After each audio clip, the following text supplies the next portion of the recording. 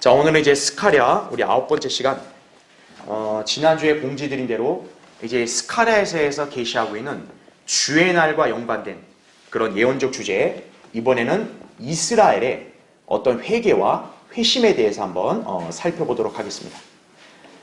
자, 그 교환을 보면요, 주의 날과 연관해서 중요한 주제 중에 하나는 바로 이스라엘의 회복입니다.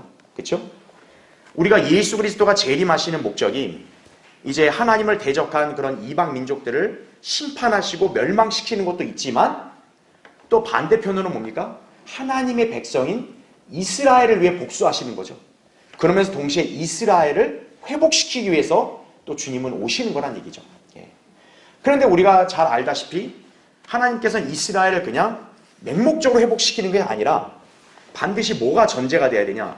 이스라엘이 회개를 해야 됩니다.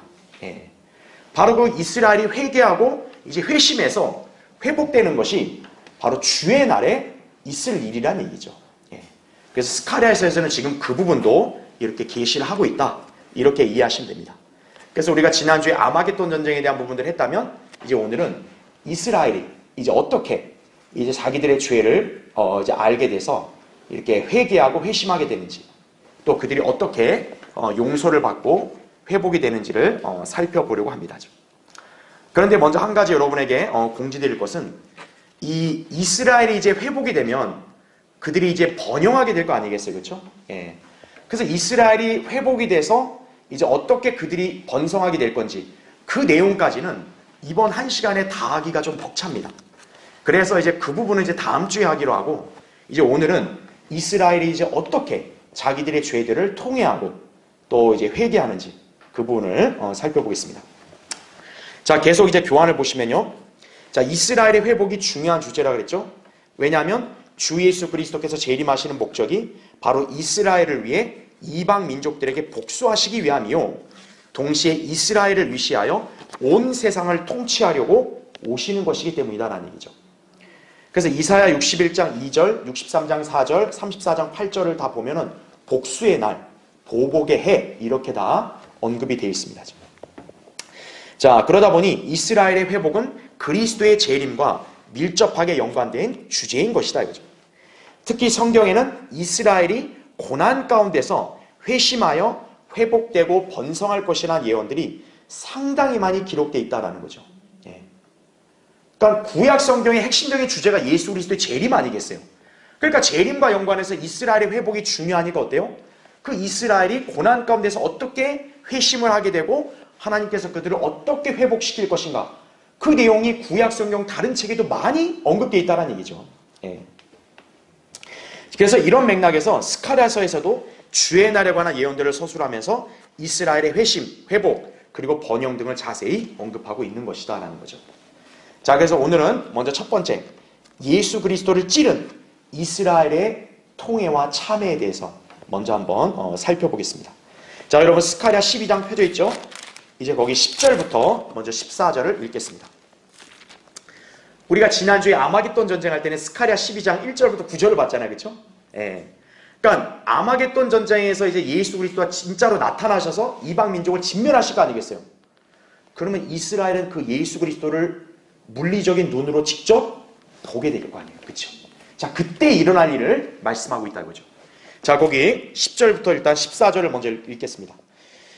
또 내가 다윗의 집과 예루살렘의 거민들을 위해 은혜와 간구의 영을 부어주리라.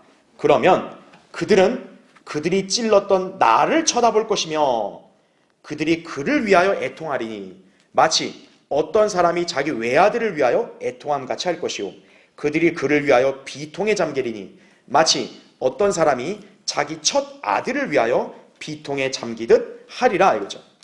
그날에 예루살렘에 큰 애통이 있으리니 마치 무기또 골짜기 하닷 림몬의 애통과 같으리라. 땅이 애통하리니 각 족속이 따로 애통하리라. 다윗 집의 족속이 따로하고 그들의 아내들도 따로하며 나단 집의 족속이 따로하고 그들의 아내들도 따로할 것이요, 레위 집 족속이 따로하고 그들의 아내들도 따로하며 시므이의 족속이 따로하고 그들의 아내들도 따로하리라. 남은 모든 족속도 각 족속이 따로하며 그들의 아내들도 따로 하리라 라는 거죠. 그러니까 쉽게 말하면 이스라엘 민족 전체가, 전 지파에 있는 족속들이 다 애통하고, 그쵸? 이제 회개를 할 것이다 라고 우리가 볼 수 있겠죠. 자, 그래서 교환을 보시면요, 예수 그리스도께서는 아마겟돈에 집결하여 이스라엘을 치려는 적그리스도의 군대와 이방 민족들을 진멸시키고자 이 땅에 내려오실 것이다. 그리하여 주님은 그들을 멸하실 것이고, 그때 이스라엘은 자신들이 찔렀던 바로 그분이 그들의 메시아이심을 알고 애통하며 진정으로 참여하게 될 것이다 하는 얘기죠. 자, 그래서 먼저 1번을 보세요. 자, 10절에서 앞부분에서 우리가 봤던 겁니다. 또 내가 다윗의 집과 예루살렘의 거민들을 위해, 자, 거기 중요한 표현, 뭘 부어주신대요? 은혜와 간구의 영을 부어주신다라는 거죠. 자, 이 구절이 바로 베드로가 사도행전 2장에서 설교할 때 선지자 요엘의 예언을 인용했던 말씀과 연계된다는 거예요. 자, 밑에 괄호 1번 보세요. 사도행전 2장 16절부터 18절에 보면, 자, 베드로가 그 오순절 때 이제 이스라엘 그 민족을 대상으로 해서 설교를 하면서 요엘의 예언을 인용했어요. 자, 그게 뭐였는지 보세요. 이것은 선지자 요엘로 말씀하신 바니 하나님께서 말씀하시기를 마지막 날들에 내가 내 영을 모든 육체 위에 부으리라. 또 그 날들에는 내가 내 남종들과 여종들을 위해도 내 영을 부어주리니, 이렇게 나오죠. 이게 요엘 2장 28절 29절을 인용한 것이, 이건 제가 예전에 요엘서 강의할 때 자세히 언급했으니까 여기서 간단히 짚고 넘어가면요, 자, 여기 육체라 했을 때는 누구의 육체일까요? 신약의 그리스도인들 여기 있어 없어요? 이 사도행전 2장에는 한 사람도 없어요. 근데 베드로가 육체 위에 영을 부어준다 했을 때, 그러면 그 당시에 그리스도인이 없으니까 여기 육체는 그리스도인의 육체와는 아무 관련이 없다라는 거죠. 자, 사도행전 2장에서 베드로가 설교하고 있는 주체는 누구냐면 2장 14절에 유대 사람들과 예루살렘에 거하는 모든 사람이라고 말하고 있어요. 그리고 22절에는 이스라엘 사람들, 그 다음에 36절에는 이스라엘의 온 집, 이렇게 얘기하고 있다는 거죠. 다시 말하면 사도행전 2장에서 베드로가 설교하고 있는 대상은 누구예요? 이스라엘이라는 거죠. 이방인 있어요? 없죠. 교회 있어요? 없죠. 그러니까 그 베드로가 이스라엘을 대상으로 설교하면서 육체의 영을 분다 했으니까 당연히 그 육체는 누구의 육체인 거예요? 이스라엘 민족의 육체를 가리키는 거죠. 그럼 그게 언제 있는 일이냐라는 거예요. 자, 괄호 2번 보세요. 그 두 번째 줄 보면 스가랴의 이 구절과 요엘 2장 28절 29절은 모두 재림 때 유대인들에게 있을 일들을 말씀한다는 거죠. 왜냐하면 교회 시대라고 말하지 않았고 베드로가 분명 마지막 날들에 이렇게 된다 그랬잖아요. 그렇죠? 자, 베드로가 인용한 요엘의 예언은 결코 오순절 때나 그 이후에 교회 시대에 성취된 적이 없는 예언인 것이다라는 거죠. 근데 이거 제가 저번에 한번 언급한 대로 소위 순복음 은사주의자들이 이걸 오순절 때다 적용시키고 성령 강림에다가 이거를 이렇게 해석을 해버리니까 엉망진창이 돼버린 거죠. 그거는 예전 강의를 보시면 되고요. 자, 그래서 지금 스가랴도 지금 은혜와 간구의 영을 이스라엘 민족에 부어준다 그랬죠. 바로 언제 부어주는 거예요? 아마겟돈 전쟁 때 주님께서 이제 전쟁을 치르셔서 이방 민족 진멸하시고 그러면서 유대인들이 이제 그 메시아를 자기 눈으로 보는 거 아니겠어요? 바로 재림 때죠. 요엘이 말한 마지막 날들, 바로 이 재림 때구나 라는 걸 알 수 있는 거죠. 그렇죠? 예. 바로 이 재림 때 유대인들의 육체에 이제 하나님께서 은혜와 간구의 영을 부어주실 거란 얘기죠. 왜 부어주시겠어요? 이제 완고한 이스라엘을 회개에 이끌려 하시려고 은혜와 간구의 영을 부어주신다는 얘기죠. 예. 그러니까 여기서 특별히 성령이라고 얘기 않고 은혜의 영이라고 말한 거는 바로 그들에게 은혜를 베푸시려고 그러는 거죠. 예. 자, 그 다음에 2번을 보세요. 자, 2번이 굉장히 중요한 구절입니다. 그러면 그들이 찔렀던, 자, 누구를 쳐다본대요? 나를 쳐다볼 것이며. 자, 이 구절에서 우리는 예수 그리스도에 대한 예언과 그분의 신성을 살펴볼 수 있다라는 거예요. 자, 괄호 1번 한번 보십시오. 여기서 그들이 찔렀던 나는 누굴까요? 자, 일단 우리는 다 알지만 여러분이 스가랴 12장만 한번 보세요. 12장 1절에 보면 이스라엘을 향한 주의 말씀의 엄중함이라 그러죠. 그러면서 2절에 내가란 말이 나오죠. 그렇죠?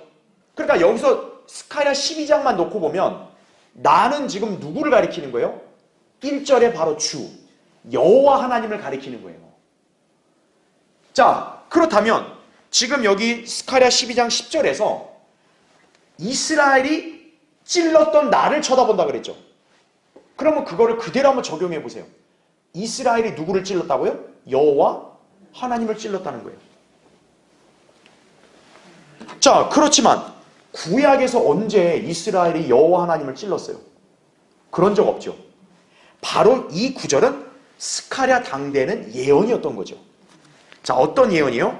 유대인들이 육신을 입고 오실 하나님, 곧 주 예수 그리스도를 십자가의 죽음에 넘겨줄 것을 언급한 것이다라는 거죠. 예. 다시 말하면 유대인들이 하나님을 찔른대요. 근데 하나님은 영이시잖아요. 어떻게 찔러요? 하나님이 육신을 입고 인간으로 오셔야 찌를 수 있는 거죠. 바로 유대인들이 누구를 찌른 거예요? 예수 그리스도. 그분이 곧 육신을 입고 오신 하나님이라는 거죠. 구약에서의 여호와 하나님이었다라는 거죠. 그걸 여기서 암시해주고 있는 거예요.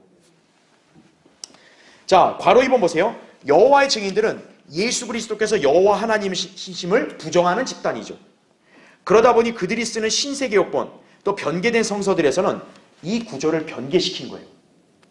그럼 여러분 우리 스가랴 12장 10절을 다시 보면 그러면 그들은 그들이 찔렀던 나를 쳐다볼 것이며 이렇게 나오죠. 그 다음에 보세요. 그들이 누구를 위해 애통한다고 나와요? 그를 위하여 애통하리니. 자, 나를 찔렀다고 해놓고 그 다음 옆에서도 뭐라 그래요? 그라고 나오죠. 자, 엄밀히 보면 우리 킹제임스 성경이 좀 문법적으로 안 맞는 것처럼 보여요. 그쵸? 나라고 했다가 그라고 해요. 그러니까 변개된 성경이 어떻게 된 줄 아세요? 여기에 찔렀던 나 있죠? 이 나를 삭제시키고 그라고 바꿔버린 거예요. 그러니까 맞아. 그를 찔렀어. 예수님 찔렀어.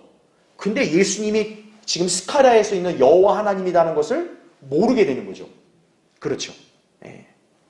그래서 우리 킹제임스 성경에서 성령님께서는 왜 의도적으로 여호와 하나님을 지칭하는 나를 넣었냐면 바로 그 유대인들이 장차 찌를 메시아 예수 그리스도가 그 누구였다는 거예요? 스가랴에서 얘기하는 여호와 하나님이셨다라는 거예요. 예. 그렇기 때문에 이스라엘에게 찔림을 당하신 예수 그리스도가 구약의 여호와 하나님이시라는 것을 여호와의 증인들을 위시한 이 땅의 교회들이 쓰는 성경들은 모조리 그걸 부정하고 있는 거예요. 그래서 성경에서 한 단어라도 바뀌면 그렇게 심각하다는 걸 아셔야 돼요. 자, 사도들은 예수 그리스도께서 바로 구약의 여호와 하나님이심을 친히 증거했죠. 자, 밑에 동그라미 1번 보면 도마가 어땠어요? 예수님의 부활하신 걸 안 믿었다가 이제 부활하신 예수님을 직접 목도하니까 도마가 이렇게 고백했죠. 나의 주, 나의 하나님이요. 예수 그리스도를 앞에 두고 뭐라 그래요? 하나님이라 했다 이거죠. 그 다음 페이지요. 동그라미 2번에 사도 요한은 예수 그리스도께서 말씀이신 하나님이심을 요한복음 1장 1절에 기록했죠.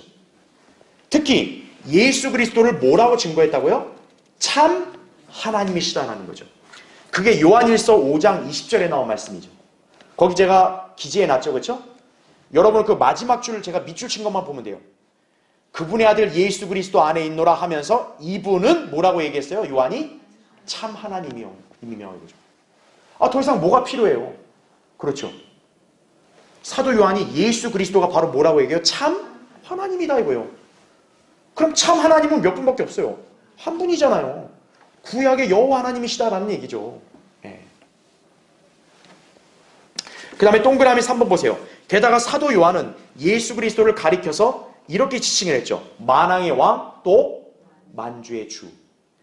그런데 성령께서는 이 표현을요. 영어로는 다 대문자로 표기했어요.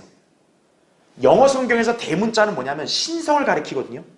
하나님임을 지칭하는 거거든요. 근데 만왕의 왕 만주의 주를 딱 대문자로 다 했다는 얘기는 구약의 여호와 하나님과 동등하다는 걸 표시한 거죠. 우리 한글 성경에는 그래서 다 고딕체로 되어 있는 거예요. 여호와 하나님을 지칭하는 아주 이렇게 굵은 고딕체로 있다는 얘기죠. 예. 이로써 성경은 예수 그리스도를 여호와 하나님이심을 바로 입증한 것이다라는 거죠. 성경 자체가. 우리가 그걸 잘 기억해야 한다는 얘기죠. 그래서 스가랴 12장 10절에서 이 나라고 지칭된 것은 굉장히 중요한 거예요. 자, 우리가 그걸 어디서 또 입증할 수 있냐면 바로 3번 보세요. 따라서 이스라엘은 장차 오실 주 예수 그리스도를 볼 때 비로소 자신들이 찔렀던 분이 바로 그들의 메시아심을 알게 될 것이다 이거죠. 이 말씀이 어디에서 언급되냐? 계시록에 언급됐거든요. 그런데 성령께서는 계시록에서는 스가랴의 나를 뭐로 바꿨냐면 예수 그리스도를 지칭하는 그로 바꾸신 거예요. 자, 여러분 요한계시록 한번 찾아보세요. 요한계시록 1장. 자, 요한계시록 1장 거기 5절 한번 보세요. 신실한 증인이시며 죽은 자들로부터 첫째로 나시고 땅의 왕들의 통치자이신 예수 그리스도로부터 은혜와 평강이 너희에게 있을지어다. 예수 그리스도를 지금 설명하고 있죠. 그렇죠? 자, 그 다음 여러분 7절 한번 넘어보세요. 보라, 그가 구름들과 함께 오시리니 이렇게 말하죠. 그럼 여기서 7절에 그는 당연히 누구겠어요? 예수 그리스도죠. 왜? 5절에서 분명히 예수 그리스도를 설명하면서 그라고 대명사로 지칭했으니까. 그렇죠? 자, 예수 그리스도가 구름들과 함께 오신다. 재림이죠. 근데 보세요. 모든 눈이 그를 볼 것이며 이렇게 나오죠. 그 다음에 거기 보면 그를 찌른 자들도 볼 것이 이렇게 나오죠. 자, 이 구절이 구약에 어디서 나와요? 아까 우리가 읽었던 스가랴 12장 10절에서 나오는 거죠. 근데 거기서는 그들이 찔렀던 누구를 본다 그래요? 나를 본다 그랬고, 여기서는 누굴 본다 그래요? 그를 본다 그러죠. 왜요? 5절에서 그가 예수 그리스도니까. 즉 스가랴에서 여호와 하나님을 지칭한 나를 여기서는 그라고 바꾼 이유가 뭐예요? 바로 그 여호와 하나님이 예수 그리스도라는 것을 입증하고 있는 거예요. 그 다음 계속 보시면 또한 땅의 모든 족속이 그로 인하여 어떻게 한대요? 애곡하리라 이거죠. 네. 그러니까 유대인들만이 아니라 어때요? 땅에 있는 모든 이방인들도 이제 예수 그리스도를 눈으로 직접 이제 목도하게 되면 애곡하게 될 거다라는 얘기죠. 예. 자, 그래서 여러분들은 그 용어가 이렇게 잘 바뀐 것을 유념해야 된다는 얘기죠. 자, 그럼 이제 3번을 보세요. 그들이 그를 위하여 애통하리니 마치 어떤 사람이 자기 외아들을 위하여 애통함 같이 할 것이요 그들이 그를 위하여 비통에 잠기리니 마치 어떤 사람이 자기 첫 아들을 위하여 비통에 잠기듯 하리라 이렇게 말씀하고 있죠. 여러분 왜 그럴까요? 왜 이 표현을 썼을까요? 결론부터 말하면 바로 다 예수 그리스도와 연관되어 있는 거예요. 즉 이스라엘은 뭐에 대한 죄가 있는 거예요? 예수 그리스도를 십자가에 죽게 한 죄가 있는 거예요. 그러니까 그 죄에 대해서 이제 어떻게 한 거예요? 이들이 애통을 하게 되는 거죠. 그 전까지는 뭐예요? 자기들이 찌르고 십자가의 죽음에 넘겨준 사람이 그들의 진짜 메시아라는 걸 지금 안 믿잖아요. 근데 그때 가면 이제 비로소 이제 알게 되는 거죠. 그러니까 자기들이 한 짓이 얼마나 큰 죄라는지를 이제 깨닫게 되는 거죠. 그러니까 애통이 나오는 거죠. 그렇죠. 자, 여기서 한번 먼저 설명을 드리면은 자, 스가랴 12장 10절에서는 찔렀던 누구요? 나라는 말이 나옵니다. 이거는 이제 여호와 하나님이라고 그랬죠? 그렇죠? 근데 계시록 1장 7절에서는 찔렀던 누구요? 그 예수 그리스도 이렇게 나오죠. 두 분이 같은 분이다 라는 걸 얘기하는 거예요. 자, 제가 이거 방금 설명한 걸 왜 썼냐면 지금 이스라엘이 왜 애통을 하는데 마치 뭐로 애통한다고 나와요? 외아들, 그렇죠? 그 다음 또 뭐요? 첫아들. 외아들과 첫 아들을 위해서 애통한단 말이 나와요. 그렇죠? 왜 이스라엘이 자기들이 찌른 예수 그리스도를 향해서 외아들, 첫 아들이라는 말을 썼을까요? 쉽게 생각하세요. 바로 여기 외아들, 첫 아들이 바로 누구를 가리키는 거기 때문에 그래요? 예수 그리스도를 가리키는 거기 때문에 그래요. 왜 그렇죠? 자, 첫 번째 아들이죠. 여러분 예수 그리스도는 성경에서 뭐라고 지칭합니까? 모든 피조물의 첫 태생이다 이렇게 얘기하죠.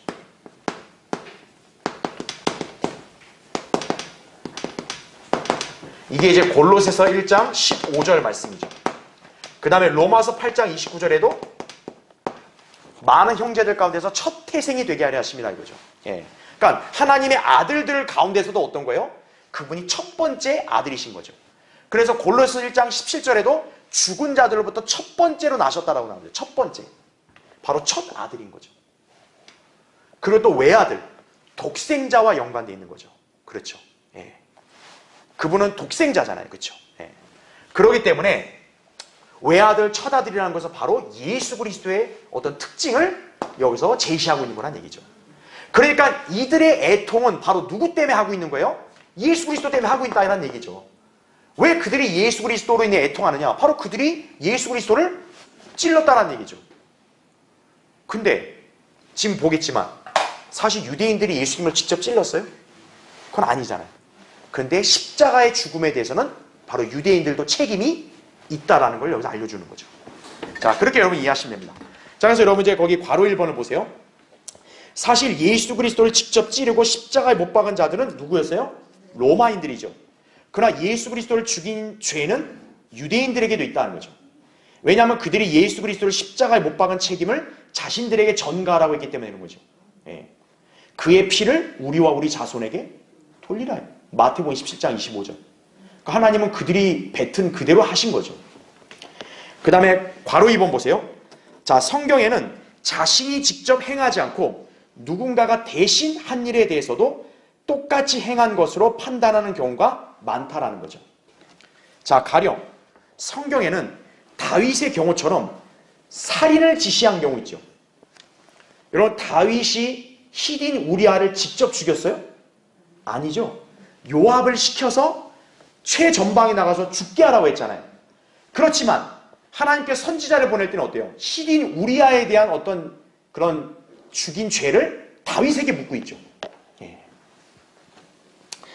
자, 그 다음에는 요압의 동생 아비새의 경우처럼 살인을 동조한 경우 있죠. 그때도 역시 어때요? 자기가 직접 죽이지 않았어도 하나님의 관점에서는 똑같이 살인한 걸로 취급을 합니다. 사무엘하 3장 30절에. 그러니까 이게 이제 사울의 군대대장 아브넬을 몰래 암살한 거거든요. 요압이. 근데 사실 요압이 혼자 암살했거든요. 근데 이 성경 구절에서는 요압의 동생인 아비새도 같이 했다고 그래요. 왜 그래요? 아비새가 직접 자기가 죽인 건 아니지만 결국 자기 형과 어떻게 했다는 거예요? 살인을 동조했다는 거죠. 그러니까 하나님의 관점에서는 동조한 것도 어떤 거예요? 같은 죄로 취급하신다는 얘기죠. 자, 또 하나의 예를 어디서 볼 수 있냐? 여러분, 사도 바울 있죠? 사도 바울이 스테판을 직접 죽였어요? 안 죽였어요? 안 죽였어요? 자기가 돌 들고 스테판을 치진 않았어요. 하지만 사도 바울은 그 죽음에 어떻게 합니까? 찬동을 하죠. 예. 결국 그로 인해서 어때요? 바울은 나중에 회고하기를 자기도 스테판을 죽인 거에 대한 책임이 있다라고 그렇게 고백을 하는 거죠. 예. 자, 이처럼 성경적인 용례는 직접 살인을 안 했어도, 직접 어떤 일을 하지 않았어도 뭔가 대신한다든지 동의한다든지 그러면 똑같이 한 걸로 간주한다는 얘기죠. 그렇게 봤을 때 유대인들이 비록 예수님을 십자가에 매달거나 그들이 창으로 예수님을 찔르지 않았어도 결국 하나님의 관점에서 어떤 거예요? 그들이 예수님을 찌른 것과 마찬가지다라는 얘기죠. 예. 그래서 괄호 3번. 비록 유대인들이 예수 그리스도를 직접 찌르거나 십자가에 처형하지 않았어도 예수 그리스도의 죽음에 대한 죄의 책임이 있다라는 거죠. 마태복음 27장 21절부터 23절에 빌라도는 분명히 놓아줄라 했단 말이에요, 예수님을. 근데 오히려 이들은 어때요? 바라바, 그 죄수를 놔주고 예수님을 십자가에 못 박으라고 선동을 했죠. 그렇죠? 그래서 베드로도 그들이 예수님을 십자가에 못 박아 죽였다고 사도행전 2장 36절과 3장 15절에 그렇게 고백을 했고, 스테판도 그들이 그 의로우신 분을 배반한 자요 살인한 자라고 지적했던 것이다. 그죠? 사도행전 7장 52절에. 그러니까 유대인들이 직접 살인 안 했지만 살인한 것과 마찬가지다는 얘기죠. 그렇기 때문에 예수 그리스도가 재림하셨을 때 이제 그들이 예수님의 어떤 상처를 보겠어요, 안 보겠어요? 봐요. 이제 그건 다음 주에 우리가 살펴볼 거예요. 그들이 보게 되면 어떤 거예요? 찔림이 되는 거죠, 그들이. 저 상처는 누구 때문에 난 거다? 자기 때문에 난 거다라고. 자, 그런데 괄호 4번 보세요. 예수님을 십자가에 못 박아 죽인 죄는 단순히 유대인들에게만 있을까요? 아닙니다. 실상은 이 땅에 살고 있는 우리 모든 인간들이 예수 그리스도의 죽음에 대한 죄의 책임이 다 있어 없어요? 있는 거죠. 네. 자, 요한복음 10장 17절 18절에는 이렇게 말씀하죠. 17절과 18절에는 예수님은 죽지 않을 수 있어요. 그렇죠? 아무도 나에게서 생명을 앗아갈 수 없다 그랬어요. 근데 예수님은 자신이 직접 생명을 내어 놓으셨다 그랬어요. 왜 그분이 직접 생명을 내어놨어요? 우리 죄들을 대신하려고 내어놓으신 거 아니겠어요? 그렇죠? 다시 말하면 우리의 죄들을 담당할 필요가 없었다면 주님이 십자가에서 죽으실 이유가 있어요? 없어요? 없는 거죠. 고린도서 15장 3절, 베드로서 2장 24절, 3장 18절 등등. 그런 면에서 우리 역시 그분의 죽음에 대한 죄의 책임이 있는 것이다라는 거죠. 그래서 유대인들의 탓만 할 필요 없어요. 오늘날 이 덜 떨어진 카톨릭이나 개신교회들은 막 유대인들은 나쁜 인간들이라고 하면서 막 욕하잖아요. 비난하고. 왜? 유대인들이 예수님을 죽였다 이거죠. 근데 예수님의 십자가 죽음에 대한 책임은 이 땅에 살고 있는 모든 죄인들에게 다 있는 거예요. 그 책임에서 벗어나려면 어떻게 해야 돼요? 그 예수 그리스도를 자신의 구주로 믿어야 되는 거예요. 믿지도 않고 종교 생활만 하는 사람들? 그들이라 해서 예수 그리스도의 이 죽음의 책임에서 자유로울 수가 없다라는 걸 알아야 된다고요. 그렇죠? 네. 자, 이제 괄호 5번은 제가 아까 설명했으니까 넘어가고요. 자, 이제 다음 페이지에 4번을 보세요. 자, 이제는 스가랴 12장 11절을 살펴보겠습니다. 그날에 예루살렘에 큰 애통이 있으리니 마치 무깃도 골짜기 하닷 림몬의 애통과 같으리라 이렇게 말씀하죠. 자, 예루살렘에 큰 애통이 있다 그랬죠. 자, 재림 때는 두 유형의 애통이 있을 겁니다. 바로 유대인들의 애통이 있을 거고 그 다음에 이방인들의 애통이 있을 거라는 얘기죠. 자, 괄호 1번 보세요. 예수 그리스도를 목도하는 유대인들만 애통하는 것이 아니라 그 유대인들과 함께 하시는 예수 그리스도를 보면서 그들을 대적한 적그리스도의 무리와 이방인들도 애통하게 될 것이다 라는 거죠.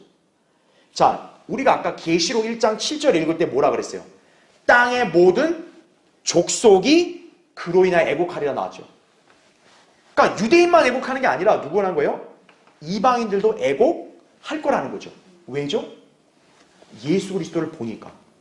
근데 왜 그들이 예수 그리스도를 볼 때 애곡할까요? 예수 그리스도가 누구와 함께 하시니까? 이스라엘과 함께 하니까. 그 모습을 볼 때 이방인들은 어떻다는 거예요? 자기들이 바로 그 예수 그리스도가 편이 되어주시는 이스라엘을 대적하려고 했구나. 쉽게 말하면 이제 자기들이 이제 어떻다? 끝장이다라는 걸 아니까 어떻게 하는 거예요? 이제 애곡이 되는 거죠. 그래서 괄호 2번 보세요. 유대인들은 자신들의 메시아를 거부했던 죄를 회개하게 될 것이죠. 그렇죠? 하지만 이방인들은 자신들의 파멸로 곧 끝나게 될 것에 대해서 애통하게 될 것이다 라는 거죠. 그러니까 애통의 종류가 다른 거예요. 유대인들은 이제 회개에 이르는 애통을 하는 거고 이방인들은 절망. 끝났다 이제. 우리 그냥 깨기다. 이걸로 애통하게 된다는 얘기죠. 자, 그래서 거기 계시록 6장 15절부터 17절 제가 구절을 기재해놨죠. 보시면 땅의 왕들과 위대한 자들과 부자들과 대장들과 힘있는 자들과 모든 종과 모든 자유인이 각자 토굴과 산들의 바위 틈에 숨어서 산들과 바위들에게 말하기를 우리 위에 떨어져서 보좌에 앉으신 분의 얼굴과 어린 양의 진노에서 우리를 숨기라. 이는 그분의 진노의 큰 날이 임하였으니 누가 감히 설 수 있으리요 하더라 이거죠. 그러니까 어린 양의 진노의 날이 이렇게 이제 임하게 되면 어떻게 되는 거예요? 이들은 끝장인 거죠. 예. 어느 누가 그 앞에 설 수 있겠냐라는 거죠. 예. 그러니까 이방인들은 이 점을 아니까 어떻게 된 거예요? 이제 예수 그리스도를 직접 보게 되면 끝이다 이거죠. 실제로 그들은 심판받아 멸망하게 되는 거죠. 그렇죠? 자, 괄호 3번 보세요. 한편 무깃도 골짜기 하닷 림몬의 애통이란 말이 나옵니다.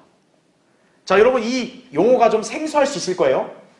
자, 하닷 림몬의 애통, 이것은 역사적으로 어느 사건을 가리키냐면 여러분 남왕국 유다의 마지막 그 선한 왕 요시야 왕 기억하시죠? 요시야 왕은 개혁을 한 왕 아니에요, 그렇죠? 그 왕이 이집트의 느쿠 왕을 치려고 무깃도 골짜기에서 싸우다가 죽음으로써 유다 전체가 애곡한 사건이 있었어요. 바로 그걸 여기서 언급하는 거죠. 예. 역대기하 35장 22절 24절에 나옵니다. 이 배경을 설명드리면은 이제 그 요시야 왕이 있잖아요. 이집트에 느코 왕이 있는데 이 느코 왕이 이제 여기 어디를 치려고 하니까 이제 그 요시야 왕이 그걸 저지하라고 온 거예요. 그런데 그 이집트의 느코 왕은 그랬거든요. 이건 하나님이 하시는 거니까 너 여기서 방해하지 마라 그랬어요. 그러니까 그거는 하나님께서도 그 느코 왕을 통해서 요시야에게 경고한 거예요. 방해하지 마라 이거예요. 근데 요시야가 고집을 부리고 그 왕을 대적하다가 결국 어떻게 합니까? 죽게 됩니다. 그게 어느 장소였냐면 바로 무기토 골짜기에서 죽은 거예요. 예. 그래서 이 유다의 왕이 죽게 되니까 어때요? 유다 백성들이 애곡을 하게 됩니다. 그러니까 그들의 입장에서는 굉장히 슬픈 일이겠죠. 그렇죠? 자, 그런 애통과 같은 애통이 이제 언제 일어난다는 거예요? 바로 재림 때 일어나게 될 것이다라는 얘기죠. 자, 그래서 우리는 지금 이 용어를 단순히 그 당시의 역사적인 사건에만 적용시키기에는 좀 무리가 있어요. 왜냐하면 바로 어떤 용어 때문에 그래요? 무기토 골짜기란 말 때문에 그렇습니다. 무기토 골짜기. 예. 자, 무기토 골짜기는 바로 어느 장소와 연관이 있는 장소예요? 아마겟돈과 연관이 있는 장소입니다. 무기토 골짜기는. 자, 아마겟돈 하면 여러분 딱 바로 떠올리셔야 되죠. 바로 무슨 전쟁이요? 아마겟돈 전쟁. 예. 그러니까 아마겟돈 전쟁이 일어나면서 어떻게 하는 거예요? 큰 애통이 있을 거라는 걸 여기서 언급하고 있는 거죠. 예. 그래서 계시록 16장 16절도 무기토가 아마겟돈과 연관된 장소라는 것을 언급하고 있는 거죠. 따라서 지금 이 구절은 그리스도의 재림 때 아마겟돈 전쟁에서 진멸될 이방 민족들이 대대로 애통하게 될 것을 예언한 것이다라는 거죠. 그러니까 제가 아까 얘기한 대로 이 하달 림몬의 애통이라고 했을 때 이거를 과거의 유다 백성들의 애통으로 생각하면 안 되는 거예요. 그렇죠? 왜요? 무기토 골짜기에서 일어나는 애통은 예언적인 적용을 해야 된다는 얘기죠. 바로 아마겟돈 전쟁, 바로 주의 날과 연관된 중요한 사건이기 때문에 바로 그날에 애통이 있을 거다라는 거죠. 참고로 하닷 림몬이라는 건 무슨 뜻이냐면 그 열왕기하 5장 18절을 참조해 보시면 알겠지만 시리아 있죠. 시리아의 두 이방 신들의 이름을 합친 겁니다. 하닷 림몬이라는 거. 예. 자, 그래서 그거는 이제 여러분 참고하시면 돼요. 자, 이제 밑에 5번을 보십시오. 땅이 애통하리니 각 족속이 따로 애통하리라. 다윗 집의 족속이 따로하고 그들의 아내들도 따로하며 나단 집의 족속이 따로하고 그들의 아내들도 따로하며 할 것이요 레위 집 족속이 따로하고 그들의 아내들도 따로하며 시므이의 족속이 따로하고 그들의 아내들도 따로하리라. 남은 모든 족속도 각 족속이 따로하며 그들의 아내들도 따로하리라. 12절부터 14절에 말씀하고 있죠. 자, 이 구절은요 정확히 무엇을 의미하는지는 우리가 알 수가 없습니다. 왜냐하면 성경에서는 이 구절을 어떤 의미인지를 입증하는 다른 구절들이 없어요. 예. 그냥 말 그대로 재림 때 이스라엘 민족이 애통하게 될 건데 지금 여기서 언급한 각 족속이 따로 애통할 거다. 이 말밖에는 우리가 알 도리가 없다는 거예요. 예.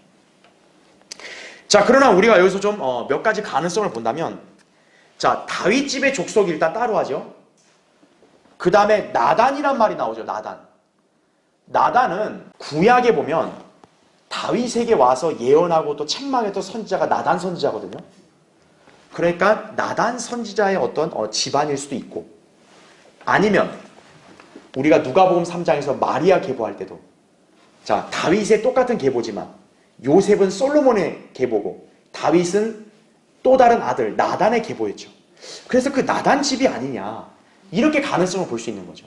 예. 어쨌든 정확한 건 알 수가 없어요. 자, 시므이의 족속에 대해서는 사무엘하 16장 5절부터 13절, 열왕기상 2장 36절부터 46절, 에스더 2장 5절 등을 참조해 보시면 여러분 혹시나 도움이 되실 겁니다. 예. 자, 중요한 건 뭐냐? 결국 여기서 우리가 확실하게 알 수 있는 것은 이스라엘의 전 민족이 바로 이 날에는 대대로 이제 애통하며 회개할 것이다라는 얘기죠. 예. 그건 확실한 거죠. 예. 자, 그럼 이제 두 번째 보겠습니다. 이스라엘의 죄를 씻는 셈입니다. 자, 스가랴 여러분 13장 1절 한번 보십시오. 이제 그날에 다윗의 집과 예루살렘의 거민들에게 죄와 불결을 씻는 셈이 열리리라 이렇게 말씀하죠. 자, 방금 우리 아까 윗절에서는 이스라엘이 회개를 하잖아요. 그렇죠? 그러면서 13장 1절에서는 바로 하나님께서 응답을 하시는 거죠. 그들의 죄와 불결을 씻는 셈이 제공이 되는 거죠. 예. 자, 하나님께서 이스라엘의 죄들을 다 용서하신다는 의미가 되겠죠. 그렇죠. 자, 먼저 1번을 보세요. 예수 그리스도께서 재림하실 때, 자, 유대인들에게 바로 무엇이 주어지나요? 새 마음과 새 영이 주어질 것이다. 그죠? 이때 주님은, 자, 이거 중요한 표현입니다. 그들에게 어떻게 해요? 물을 뿌려 그들을 정결하게 하실 것이다. 이거예요. 자, 여러분 이거 한번 찾아볼게요. 에스겔 36장 한번 보세요.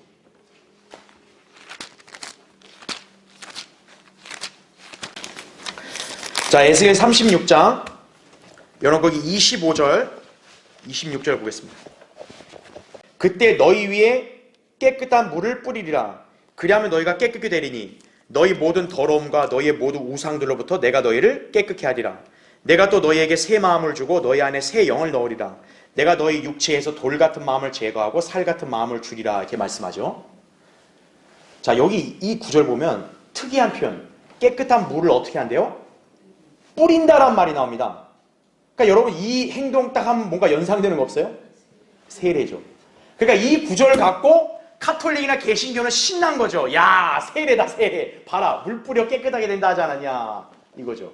예. 성경을 아무렇게나 적용하면 그렇게 혼란스럽게 되고 잘못하면 이렇게, 그 사람을 망치게 하는 것이 될 수 있어요. 자, 괄호 1번 보세요.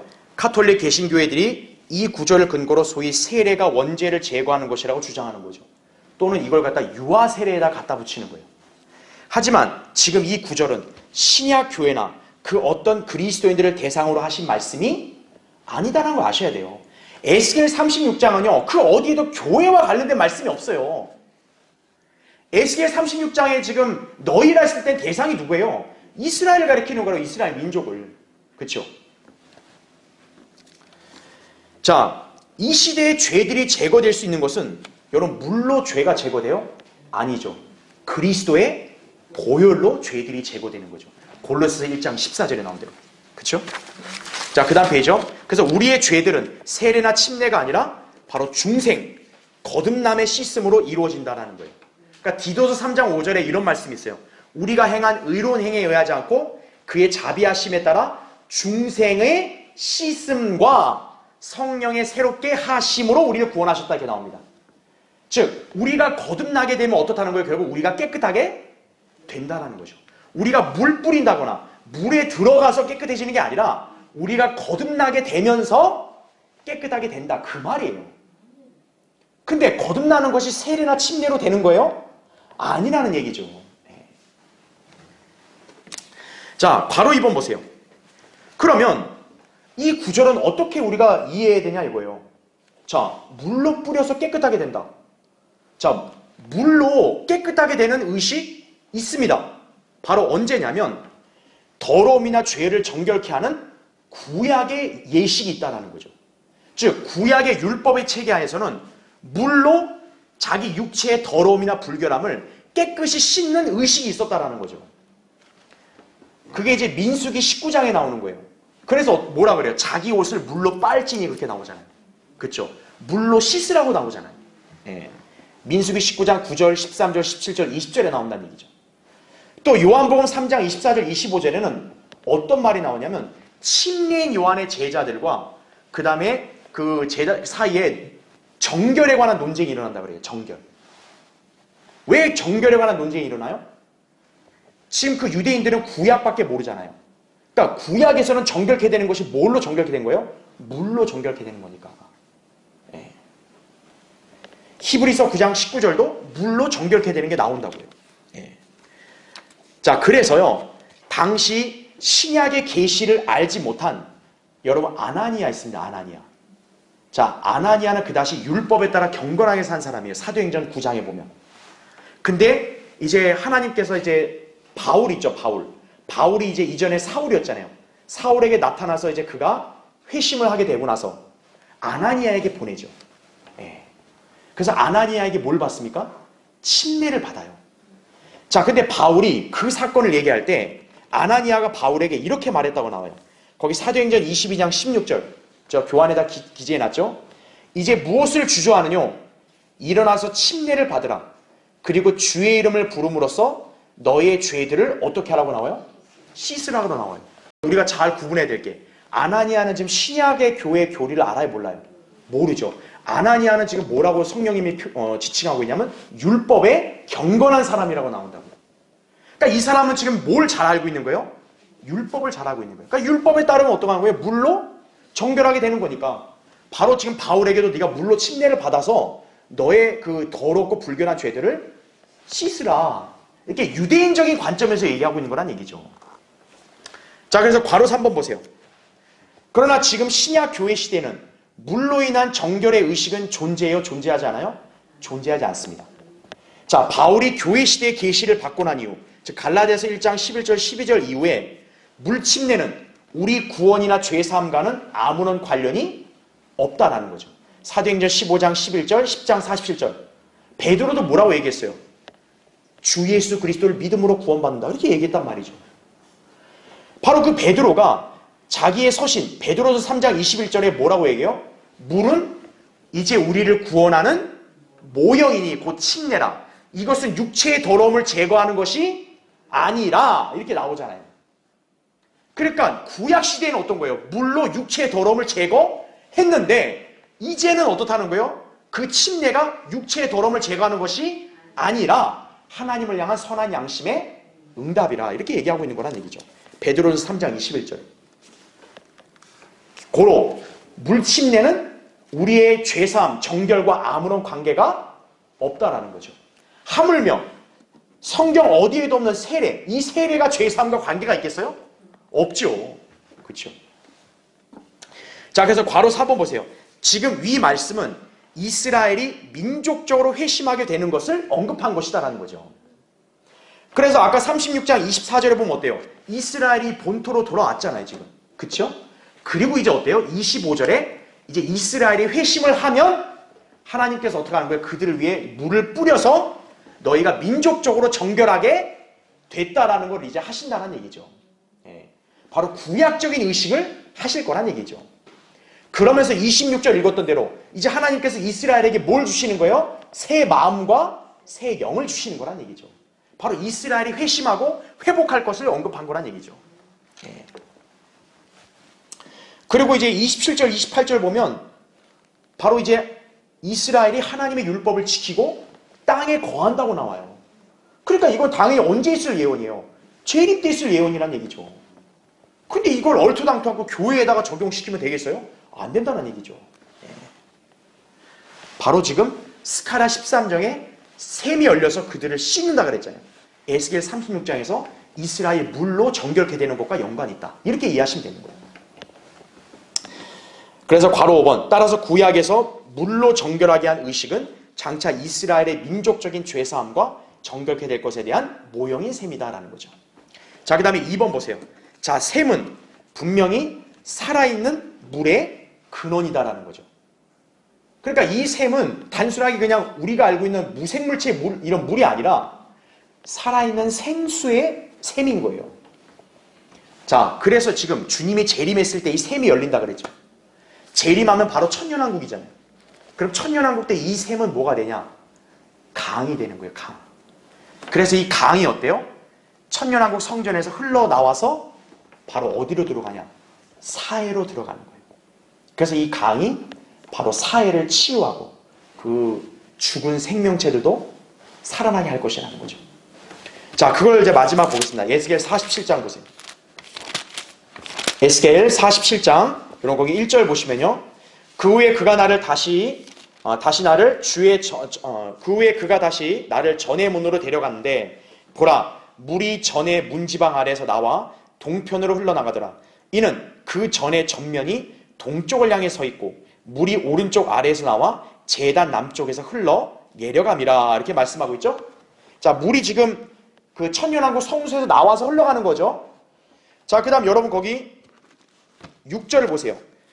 6절에 그가 내게 말씀하시기를 인자야 내가 이것을 보았느냐 하시더니 나를 데리고 나를 강가로 돌아가게 하시더라. 이제 내가 돌아왔더니 보라 둑 이편과 저편에 심이 많은 나무가 있더라. 그때 그가 내게 말씀하시더라. 이 물은 동쪽 지역으로 흘러 사막으로 내려가서 바다로 들어가려니 바다로 들어갈 때 그 물들이 치유를 받으리라 나오죠. 바로 바다가 치유받는 거예요. 지금 어떤 바다가 문제가 있기 때문에 그래요? 사해 바다인 거죠. 사해 바다로 들어가면 이제 이 생명수의 물이 그 바다를 치유하게 될 거라는 얘기죠. 그래서 9절 보면 이 강물이 이르는 곳마다 살아있고 움직이는 모든 것들이 살 것이라. 또 이 물이 거기로 들어가므로 거기에는 매우 큰 고깃대가 있으리니 이는 그 물들이 치유될 것이며 강이 흐르는 곳에는 모든 것이 살 것이라 이렇게 말하는 거죠. 바로 천년왕국 때 하나님께서 이 불교를 씻는 샘을 열리게 하고 이 샘이 어때요? 강을 이루는 거예요. 그래서 천년왕국 때는 그게 성소에서 흘러나와서 사해 바다로 들어가 사해 바다를 치유하는 거고, 그러면 이제 그 바다에 있는 바다의 이제 물고기들이 살게 될 거란 얘기죠. 인류 역사상 어느 학문이나 과학도 사해 바다의 운명에 대해서는 쉽게 얘기를 못해요. 성경에서만 예언하고 있다는 거예요. 그렇죠? 그럼 여러분 그 교환에 이제 맨 밑에 괄호 2번 보세요. 자, 스가랴가 이 부분을 이렇게 또 예언한 거예요. 스가랴 14장 8절에 보면 그날에는 생수가 예루살렘으로부터 솟아나서 그 절반은 앞바다로 그 절반은 뒷바다로 흐르리니 여름과 겨울에도 그러하리라 이렇게 말씀하죠. 여기서 앞바다는 바로 사해를 말하고요. 뒷바다는 어디를 일컫는다고요? 지중해를 일컫는다는 얘기죠. 바로 아까 우리 스가랴 13장에 샘이 열렸다 그랬잖아요. 그 샘이 천년왕국에서는 생수가 돼서 강이 되고 흘러나가서 결국 사해 바다를 치유할 것이다 라는 얘기죠. 자, 그래서 괄호 3번 보시면, 자, 한편 이 강은 영원 세계에서 새 예루살렘으로부터 흘러나오는 생명수의 강을 예표한다는 거죠. 그러니까 일반 주석가들이나 이 신학자들이나 성경 교사들은 천년왕국 때 예루살렘에서 나오는 강하고 새 예루살렘에서 나오는 생명수의 강을 구분을 못해요. 왜냐하면 그들은 천년왕국과 영혼을 구분을 못하니까. 근데 이 둘의 강은 같아요? 달라요? 다른 거란 얘기죠. 천년왕국 때 흘러들어오는 강, 이거는 바로 영원세계 때 새 예루살렘에서 나오는 생명수의 강을 예표한다. 이렇게 여러분이 이해하시면 되는 거예요. 계시록 22장 1절, 21장 6절, 7절. 바로 영원세계의 새 예루살렘에서 나오는 강을 천년왕국에서 흘러나오는 강이 예표한다. 이렇게 여러분이 이해하시면 되겠습니다. 자, 아무쪼록 이스라엘은 이렇게 해서 회개하게 되고 이제 하나님께서는 그들을 이제 용서하시고 치유하실 것이다. 이렇게 이해하시면 됩니다. 그럼 이제 그들이 회복하게 되고 번성하게 되겠죠? 그 예언은 다음 시간에 살펴보겠습니다.